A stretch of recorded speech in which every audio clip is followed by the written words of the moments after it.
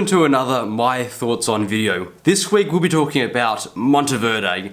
Now, Monteverde is a company that I've never actually used one of their fountain pens from, I'll be honest, right out of the gate, but I have used Monteverde ink, which I gotta say are really cool inks, and I might do a video in the near future about those inks.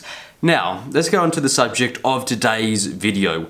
We're going to be talking about a pen which I really can't in good faith recommend, and I really needed to make a video on, and that pen in question is this. Well, not this pen exactly. This is a jinaho 992, which is essentially a Monteverde Monza, the pen that I'll be ranting about in this video.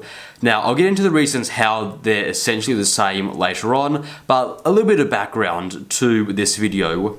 So, Monteverde, I've never really been the biggest fan of their pens. I don't know much about their pens, but late last year they released the Monteverde Monza. Now this is about 6 or 8 months after the release of the jinaho 992, and at this time I first saw it on Troy's channel in the beginning of December, and at that time I first saw it and I was like, that's a jinaho 992. And so it was Troy, so it was everyone. And I saw it on Brian Goulet's video and everything like that. Now at that time, I didn't take too much notice of this pen because at that time, this pen was $16, and for that $16, you'd get a $15 bottle of Monteverde ink, which is pretty cool. You get a Monteverde pen, well, not the best quality pen, but still, you get a free fountain pen for $1 with some pretty cool ink. That's awesome. Now, ever since I did that video, I've seen the Monteverde Monza pop up every now and then. As I said on Brian Goulet's video, and much more recently, I saw it on Stephen Brown's channel, and it was at that point that I really had to take a step back and really evaluate my thoughts on this pen, because now that Christmas is over, they're no longer doing that deal where you pay $16 and get the free ink. You now pay $16 US and get the fountain pen, and this is where this pen runs into a few issues with me. So let's get into the reasons why I don't exactly like this fountain pen. So first of all, it is the price. This pen is priced at $16 US plus extra for shipping. Now most people would say, well, $16 is pretty affordable, and I would agree with you. $16 is amazing for a fountain pen, except when you look at a jinaho 992 and realize that that pen can be bought and shipped for under $2. This pen I got for about $2 plus free international shipping from China, and all Monteverde have really done is take a blank jinaho 992 and got Monteverde engraved on the band here, and they've also taken out the nib and replaced it with, I'm not sure if they've replaced it with their own nib or they've engraved Monteverde onto it, but that is all you're getting, a replacement nib. Now I will say, to be fair to Monteverde, they do offer multiple nib types. You can get a fine, medium and broad. With the jinaho 992, you're pretty much stuck at getting fine, which is more like a medium. Now, that being said, you can always just buy a $5, $10 maybe replacement number 5 nib, and boom, you have yourself a nib swap. So all in all, I don't think that paying for a simple nib swap is worth an 8 times increase in price. Now, one thing that I will note is Brian Goulet in his video said that he suspects that Monteverde aren't exactly working with jinaho one-on-one. He thinks they're going through a third party that they contract to make their pens, and it's that company that gets the blank jinahos and replaces it and engraves Monteverde and everything on their pens.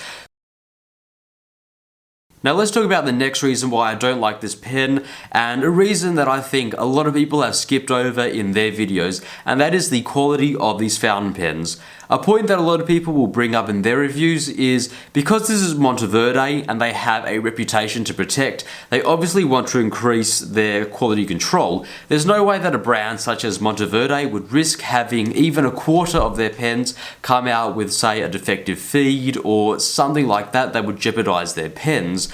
But here's the thing, quality control can only go so far, and it can only pick up things that you would find in the factory.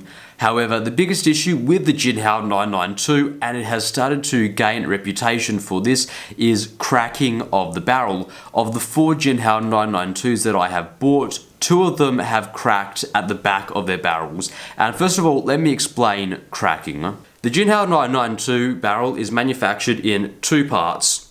The barrel is hollow and the end doesn't have a cap. There is no end in the end of the barrel. So what they have done is they have manufactured a little plug to go in the end of the barrel, and the plug is a little bit bigger than the diameter of the hole, and that means there's a friction fit so it fits in nice and tightly. That's good. The issue is there is a lot of force on the end of the barrel, and after a while, say 2 to 3 months, the pen starts to develop cracks. Not on every single fountain pen, or not on every single Jinaho 992, but in 2 out of the 4 Jinaho 992s that I have gotten, 2 have gotten cracks. That is a failure rate of 50%. And if you have a look at people on the forums and people just in Goulet pens posting reviews, cracking is a pretty big issue. One reason why cracking is bad is because it means that the cracks can propagate and they can eventually crack all the way down, and maybe if put under a lot of stress,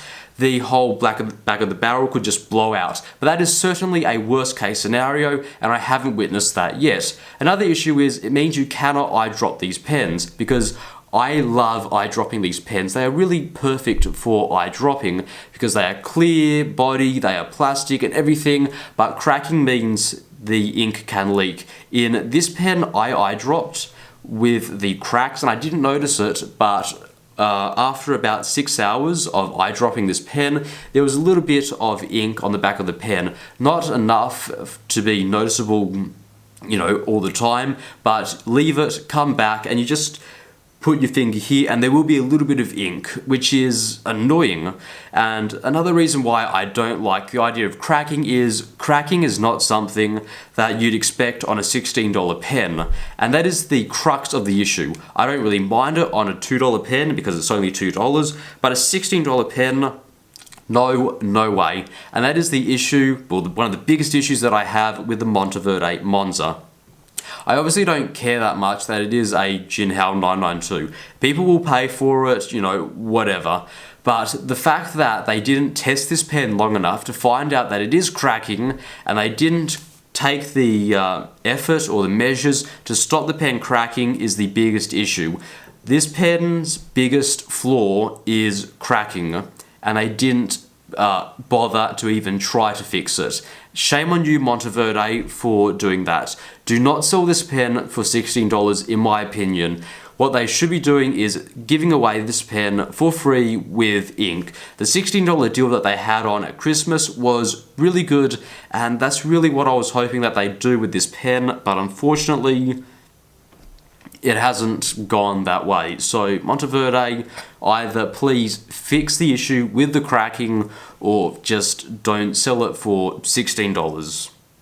Rant over.